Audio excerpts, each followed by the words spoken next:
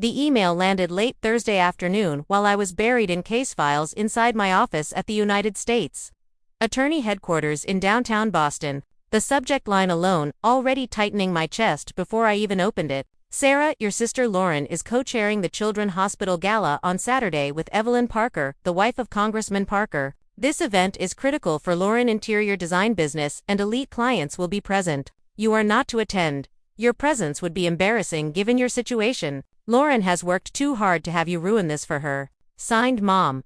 That word situation burned more than anything else. The same label my mother had used ever since I walked away from my position at Hawthorne and Blake, one of the most powerful corporate law firms in the city. 3 years earlier, I had been on the partner track with a corner office nearly guaranteed and a salary just north of $300,000. Instead, I chose to become an assistant United States attorney, earning less than half of that to prosecute federal crimes. She had called it throwing my life away and hung up when I said I wanted to do work that mattered. Lauren, on the other hand, had celebrated my exit from the spotlight. With me no longer the golden example, she could finally shine. She built a boutique interior design firm that catered to Boston's wealthiest families. She attended charity galas, joined exclusive clubs, and married the right man, Andrew Collins, a hedge fund manager with old money connections. They lived in Beacon Hill, traveled to the Hamptons, and checked every box my parents valued. I lived alone in a modest Cambridge condo, working brutal weeks prosecuting corruption, organized crime, and financial fraud. I had received death threats from multiple criminal groups serious enough to require security protection. Yet my mother reduced all of that to a bad choice and an embarrassment. I deleted her email and turned back to my RICO case. A major trial was approaching and we were weeks away from dismantling a crime family that had controlled parts of the city for decades. My phone vibrated with a message from Lauren. Mom told you about Saturday, right? Please do not come. Evelyn Parker is everything for my business and her friends are my target clients. I cannot have my prosecutor sister scaring everyone away. I replied with congratulations and wished her well. She pushed back, demanding a promise that I would stay away. When I assured her I would not crash her event, she fired the final blow, telling me I had chosen criminals over family and that those who made smarter choices deserved their moment. I sat quietly absorbing it while my paralegal, Mark, stepped into my doorway asking about incoming documents related to a corruption case tied to Congressman Parker finances. He noticed my expression and guessed correctly that family was involved. He reminded me that putting violent criminals behind bars mattered more than prestige ever could. And after he left, I stared at my phone, scrolling to a familiar name I had not intended to contact. Evelyn Parker and I had been roommates at Harvard Law. We survived first year together, sharing outlines, late nights, and breakdowns. After graduation, she clerked for a federal judge, then married Daniel Parker, who would later become a United States congressman. Despite different paths, we stayed close, meeting for coffee and checking in regularly. She knew everything about my work and supported it without hesitation. My family, however, had no idea we were friends because they never asked about law school or my life after graduation. They were too busy resenting that I chose Harvard over Yale, where my father connections ran deep. 2 weeks earlier, Evelyn had casually asked if I was related to Lauren since they were co-chairing the gala together. I confirmed it and she commented on how different Lauren energy felt compared to mine. Staring at my mother email and Lauren text, I finally made a decision and reached out, asking if the invitation was still open. Her response was immediate and warm, telling me she would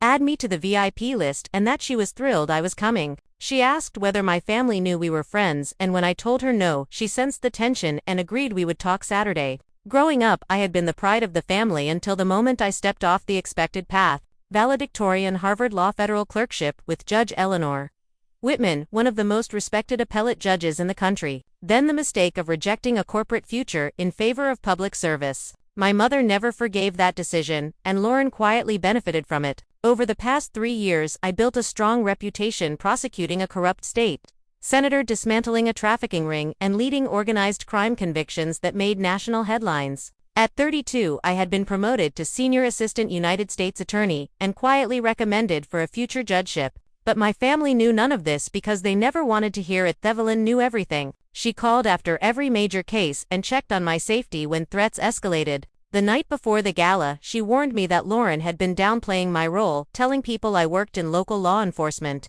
Evelyn made it clear she would not tolerate my family diminishing my work and reminded me that my accomplishments mattered. I barely slept that night, questioning whether attending was worth reopening wounds. My boss Richard Hall offered a blunt perspective, saying relationships like the Parkers mattered professionally and that sometimes people needed to see who you had become. Saturday evening, I arrived at the Four Seasons, in a navy gown, stepping into a ballroom filled with Boston elite philanthropists, business leaders, and familiar faces from the news. Lauren stood at the entrance beside Evelyn, greeting guests, glowing with confidence until she saw me, broke away instantly, wrapping me in a hug and loudly introducing me as her former Harvard law roommate and closest friend. Lauren's face drained of color as Evelyn continued, warmly explaining our history. Daniel Parker shook my hand and spoke about how often Evelyn praised my work before turning to introduce me to donors as a senior assistant United States attorney. Recognition spread quickly as guests reacted with genuine admiration, referencing cases I had prosecuted and policies they followed. Lauren stood frozen, watching the narrative she built collapse in real time as I was pulled from conversation to conversation, fielding thoughtful questions about corruption, trafficking, and federal prosecutions. Evelyn teased me for being famous in legal circles while I insisted I was just doing my job. Across the room I noticed my parents arriving late, confusion written across their faces as they watched the reaction around meet 8:30. Evelyn tapped her glass and addressed the room, thanking supporters and acknowledging Lauren as co-chair before shifting her tone to honor public servants who chose impact over income. Her eyes met mine as she introduced me by name, detailing my work and courage and inviting me to stand. Applause erupted and built into a standing ovation that left me overwhelmed. My mother looked stunned, my father stared as if seeing me for the first time, and Lauren seemed on the verge of tears. Evelyn finished by raising a toast to public service, and I sat back down, shaking as she returned to my table, apologizing for the surprise. I told her it was fine, even though my heart was racing. She looked across the room at my family with visible anger and excused herself. Minutes later, my mother approached carefully, asking to speak. She admitted she had not realized the extent of my work or my friendship with Evelyn and struggled to reconcile the image she had carried for years with what she had just witnessed. I calmly explained my role, my cases, and the recommendation for a judgeship. She asked why I never told them, and I reminded her that when I tried she told me I was throwing my life away. Lauren soon joined us, breaking down and confessing she had minimized my career out of jealousy and fear of losing her own spotlight. She admitted she never wanted to know the truth because it threatened the story she told herself. My father followed, awkwardly acknowledging he had misunderstood my decision and confessing he believed leaving corporate law meant failure. I pointed out that federal prosecutors handle the cases no one else can, and that prestige had never been the goal. Before the conversation could continue, Evelyn returned with news that Judge Eleanor Whitman was present and wanted to see me. My former mentor stood from her table, greeting me warmly and praising my recent work, citing specific arguments I had advanced in confirming she was prepared to support my future appointment. Lauren watched silently as Judge Whitman spoke with confidence about my abilities and legacy. When she left, Lauren grabbed my arm, stunned by what she had just heard, finally admitting she had never been proud of me because she had been too busy competing. The gala ended after midnight, and as I gathered my coat, Evelyn hugged me again, thanking me for coming and promising coffee soon. My mother asked to drive me home, and during the quiet ride she apologized, sincerely acknowledging she had measured success by the wrong standards and promising to learn about my work. I listened, exhausted but guarded, knowing words would need to be followed by action. When I stepped out of the car, she admitted the family had never truly known me because they judged instead of asking. I agreed and went inside, needing rest.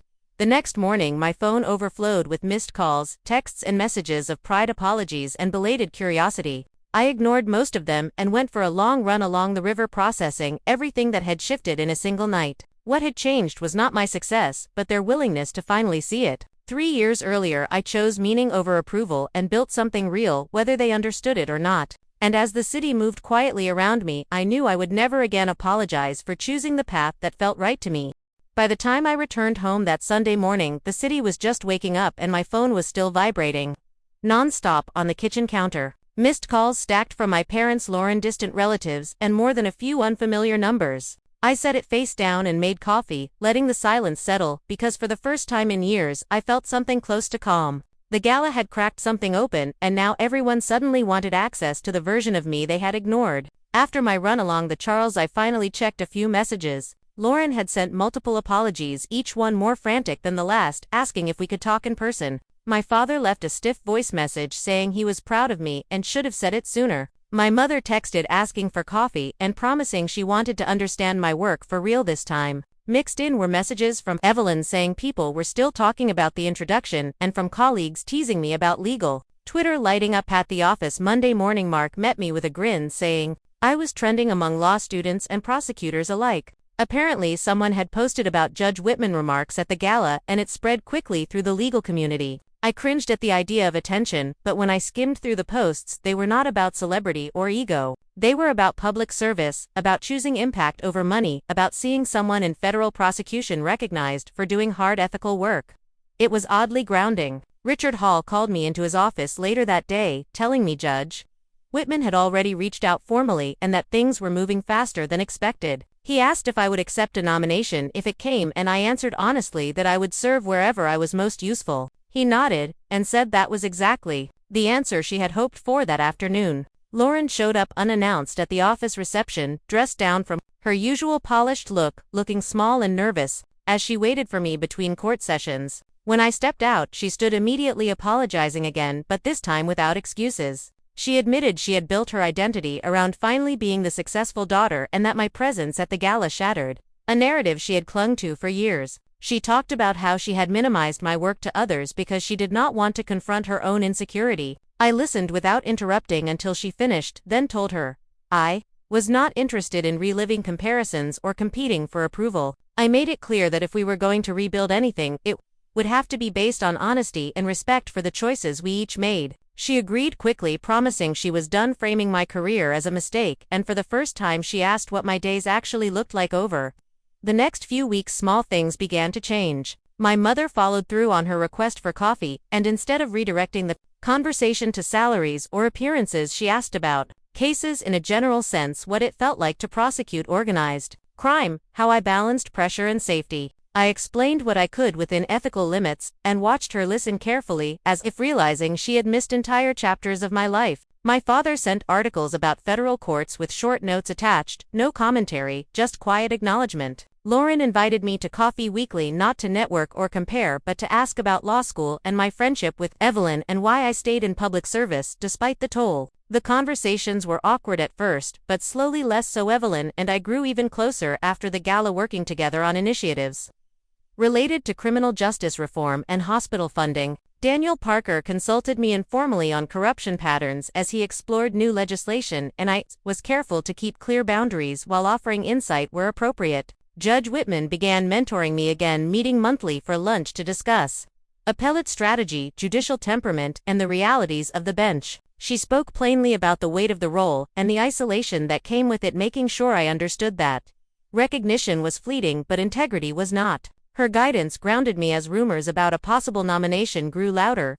In early spring, a federal judgeship opened in the District of Massachusetts and Richard Hall formally submitted my name. The process moved quietly but steadily, with background checks, interviews, and long stretches of waiting. My family learned to sit with uncertainty instead of boasting prematurely, and that alone felt like progress. Lauren attended a public lecture I gave at Harvard Law about corruption prosecution, sitting in the back, taking notes like a student instead of a competitor. Afterward, she hugged me tightly and said she finally understood why I loved the work despite the sacrifices. My mother began introducing me to friends, not as a cautionary tale, but as her daughter, who served the public, and the shift in tone was subtle but meaningful. When the confirmation finally came in early summer, I was in my office reviewing briefs when Richard called me in with a rare smile, telling me the Senate had approved the appointment. For a moment, I could not speak as the weight of it settled in. Years of quiet work, long nights, threats, doubt, and dismissal had led here, not because I chased the outcome, but because I stayed committed to the process. The investiture ceremony was scheduled for a Tuesday morning, and invitations went out quickly. I kept the guest list modest, but the courtroom filled anyway, with colleagues, defenders, judges, and people from every corner of my professional life. Even a few individuals whose cases I had handled fairly and respectfully attended, standing quietly in the back. Judge Whitman administered the oath, her voice steady and proud, as she asked if I would administer justice without respect to persons, and do equal right to the poor and the rich. When I said I do, the words felt heavier than anything I had spoken before. My family sat in the front row, my mother openly crying, my father smiling with a mix of pride and regret, Lauren gripping her hands together trying not to sob. After the ceremony, Evelyn raised a glass, calling me Judge Chin with a grin, saying the title suited me. Daniel joked about needing to watch his phrasing more carefully. Around me now, and the room laughed, easing the tension. The reception, my mother pulled me aside, apologizing. Again, this time without qualifiers, admitting she had been catastrophically wrong and that it had taken watching others respect me to realize how deeply she had misjudged success. I thanked her but reminded her gently that understanding would need to continue beyond that day. She nodded, agreeing, and asked if I would someday explain one of my appellate briefs to her because she wanted to learn. It was a small request, but it mattered more than any speech. Lauren later told me she had spent the evening listening to people describe my work and that, for the first time, she felt proud without feeling threatened. She said she was done chasing validation through comparison and wanted to build her life on something more solid. As the weeks passed into months, the noise faded and the work began again, only now from the bench. The responsibility was immense and the learning curve steep, but the foundation I had built carried me through. My family adjusted slowly, sometimes clumsily, but with genuine effort. They asked instead of assumed, listened instead of judged, and I held them to that standard without apology. I knew their approval was not what made my career meaningful, but having it after years of dismissal allowed a different kind of healing. Not because I needed it to succeed, but because it reminded me that people can change when confronted with truth. Late one evening, after a long day in chambers, I walked out of the courthouse alone, watching the lights reflect off the pavement, and thought about the path that led me here. The corporate job I turned down, the years of being labeled a failure, the gala that forced everything into the open. Success had never been about applause or titles, it had been about choosing work that aligned with who I was, even when it cost me comfort and connection. Now, standing where I was, I felt certain of one thing: no matter how visible my role became, I would never forget what it felt like to be underestimated, and that memory would guide every decision I made from the bench. As the first full year on the bench unfolded, the novelty of the role disappeared completely, and what remained was the steady, unrelenting responsibility of deciding matters that altered lives in irreversible ways. Each case carried its own gravity, and I approached them with the same discipline that had defined my years as a prosecutor. Arriving early, reading deeply, and refusing to let routine dull judgment, attorneys adjusted quickly to my courtroom style, learning that preparation mattered more than performance and that respect was non-negotiable. I listened carefully to arguments from both sides, often letting pauses stretch longer than was comfortable because silence revealed more than interruption ever could. Outside the courthouse, my life simplified by necessity. Social invitations declined, and weekends spent reading or walking the river rather than attending events that once symbolized success in my family world. Evelyn remained one of the few people I saw regularly, and our conversations stayed grounded in substance rather than ceremony. She shared her own frustrations with public expectations and the pressure to be flawless while advocating for causes that were often politicized. We reminded each other that visibility should never replace integrity, and that the quiet work done without applause was usually the most important. Lauren continued to evolve in ways that surprised me. She restructured her business, stepping away from clients who valued appearances over collaboration, and began focusing on projects that felt meaningful rather than prestigious. She admitted one evening that watching me choose principle repeatedly over convenience forced her to reevaluate how she measured worth. Our conversations no longer carried tension or comparison, just curiosity and mutual respect. She asked thoughtful questions about how I balanced empathy with decisiveness, and I asked her about creative risks she was taking without fear of failure. It felt like meeting a sibling for the first time rather than repairing a broken one.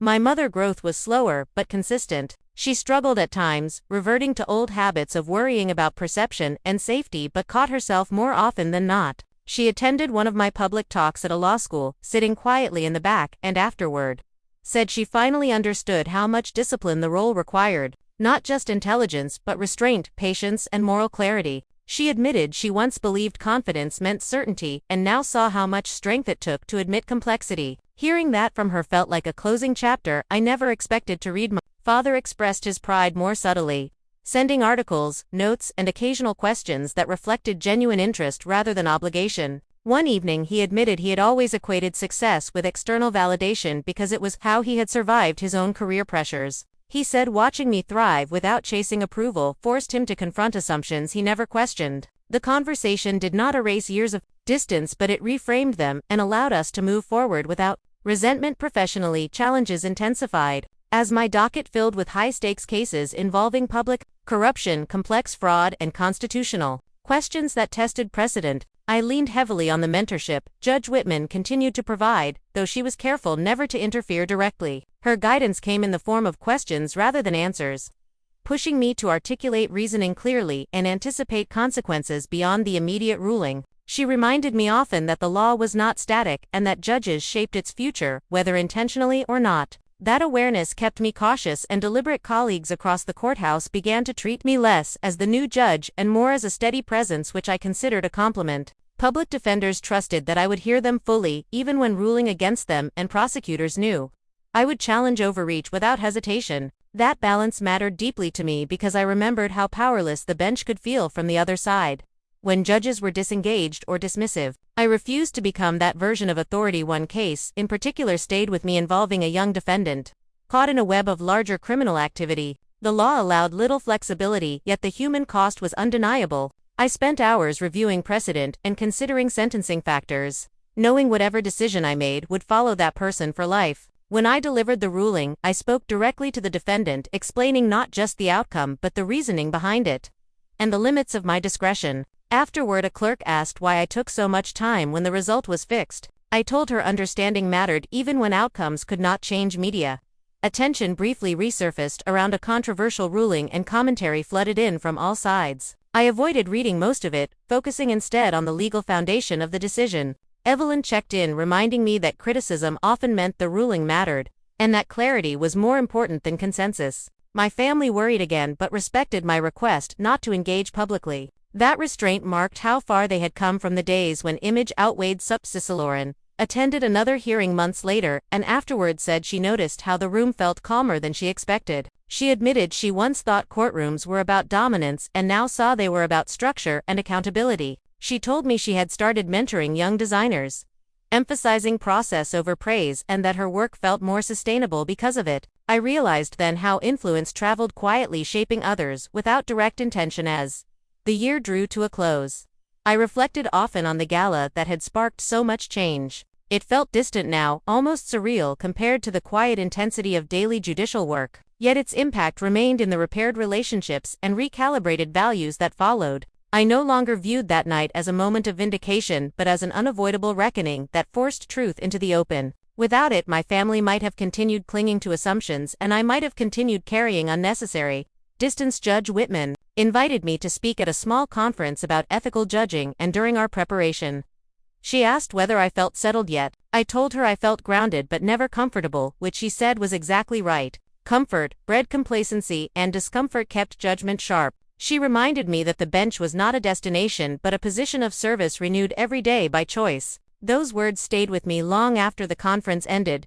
During the holidays, my family gathered without ceremony or performance. Conversation flowed naturally, and when distant relatives asked probing questions, my parents redirected them gently. Lauren and I cooked together, laughing over mistakes and sharing stories from our separate worlds without defensiveness. I watched quietly, realizing that while my career had not changed who I was, it had forced others to finally see me clearly. That clarity allowed space for relationships to rebuild honestly. On a quiet evening near the end of the year, I sat alone in chambers reviewing notes for the next day. The city lights flickered outside, and I thought about the younger version of myself, who walked away from a prestigious firm, uncertain and judged. She could not have imagined this path, or the cost that came with it, but she knew one thing with certainty: that the work mattered. That knowledge had carried me through isolation, doubt, and confrontation. Now it carried me through responsibility. I realized then that reconciliation was not about approval but alignment. My family had learned to align their understanding with reality, and I had learned to release the need to be seen to continue forward.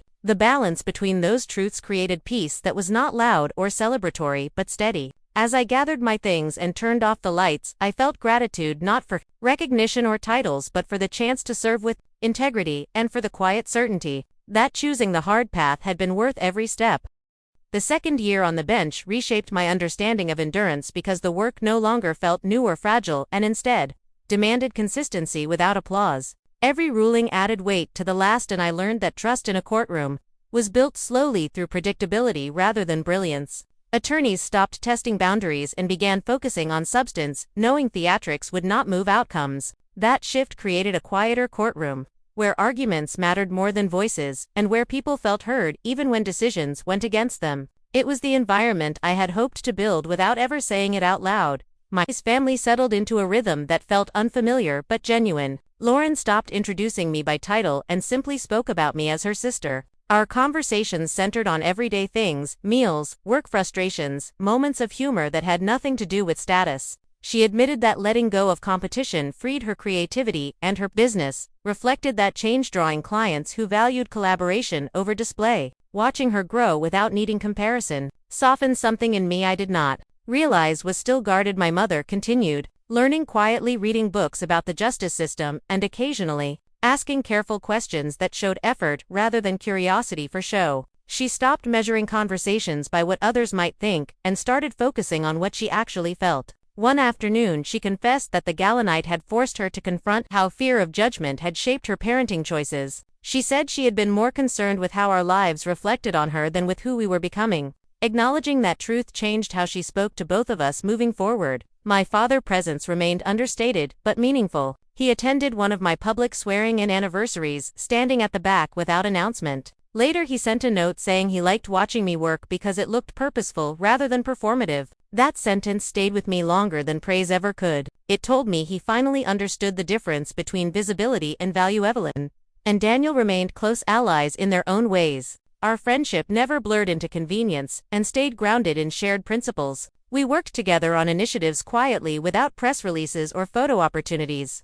She reminded me often that real influence happened off stage and that the most important conversations rarely included an audience. Daniel respected the boundaries of my role carefully and valued the perspective that came from years in prosecution rather than ideology. Those relationships reinforced that integrity thrived best when it was not marketed. Judge Whitman health began to decline subtly, and our lunches grew less frequent but more intentional. She spoke candidly about legacy, not as reputation but as impact, measured by the people one influenced to think differently. She told me that watching my path affirmed her belief that mentorship mattered only when the mentee chose integrity without needing permission. When she eventually stepped back from public appearances, I felt the absence deeply but carried her voice into every difficult decision. Her lessons had become instinct rather than instruction. At work, the cases grew more complex, touching issues of constitutional balance, public trust, and systemic failure. I leaned into deliberation, knowing haste eroded legitimacy.